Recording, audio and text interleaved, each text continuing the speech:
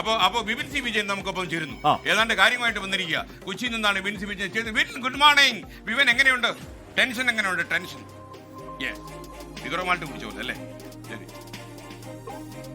Good morning S K, good morning team. ഞാൻ കളമശ്ശേരി കുസാറ്റിലാണ്. കളമശ്ശേരി കുസാറ്റിൽ ഇതാ എല്ലാ ഒരുക്കങ്ങളും തകൃതിയായി തന്നെ പൂർത്തിയായിരിക്കുന്നു.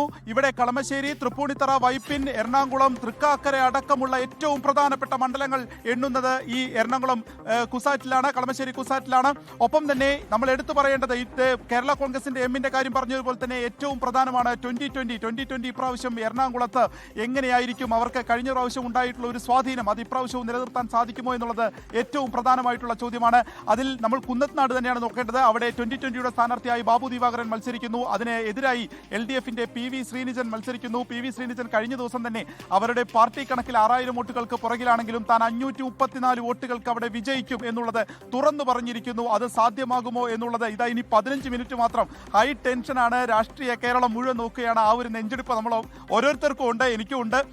ഇവിടെ കളമശ്ശേരി ഉൾപ്പെടെ എണ്ണുന്നുണ്ട്. നമുക്കറിയാം മലബാർ മേഖല കഴിഞ്ഞാൽ ലീഗിന് ഒരു സ്വാധീനമുള്ള അല്ലെങ്കിൽ ലീഗിന്റെ ഒരു MLA ഉണ്ടായിരുന്ന സ്ഥലം കളമശ്ശേരിയാണ്. ഈ കളമശ്ശേരിയിൽ ഇനി അബ്ദുൾ ഗഫൂറിന് അത് പിടിച്ചെടുക്കാൻ സാധിക്കുമോ അതോ P രാജീവ് ഇവിടെ തുടരുമോ എന്നുള്ളത് ഏറ്റവും പ്രധാനമായിട്ടുള്ള ചോദ്യം. നമുക്ക് കാണുന്ന പോലെ തന്നെ ഉദ്യോഗസ്ഥരെല്ലാം തന്നെ അകത്തേക്ക് പ്രവേശിച്ച് കഴിഞ്ഞിരിക്കുന്നു. സ്ട്രോങ് റൂമിന്റെ മറ്റ് നടപടിക്രമങ്ങളിലേക്ക് കടന്നിരിക്കുന്നു. 218 ബൂത്തുകളാണ് കളമശ്ശേരിയുടേതായിട്ടുള്ളത്. അതിൽ 16 റൗണ്ട് ഉണ്ട്.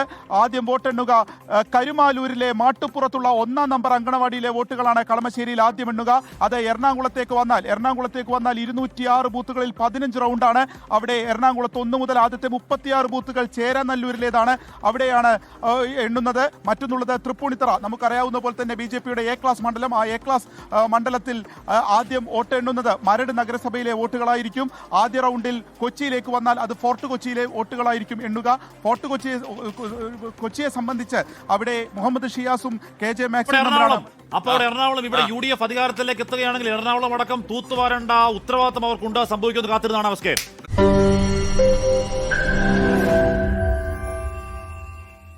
ലോകത്തെവിടെയായാലും ഏത് സമയത്തും 24 വാർത്തകളും ഓഗ്മെന്റഡ് റിയാലിറ്റി പാക്കേജുകളും എക്സ്പ്ലെയിനറുകളും വിശദമായി കാണാൻ ഞങ്ങളുടെ YouTube ചാനൽ നിങ്ങൾക്ക് സബ്സ്ക്രൈബ് ചെയ്യാം.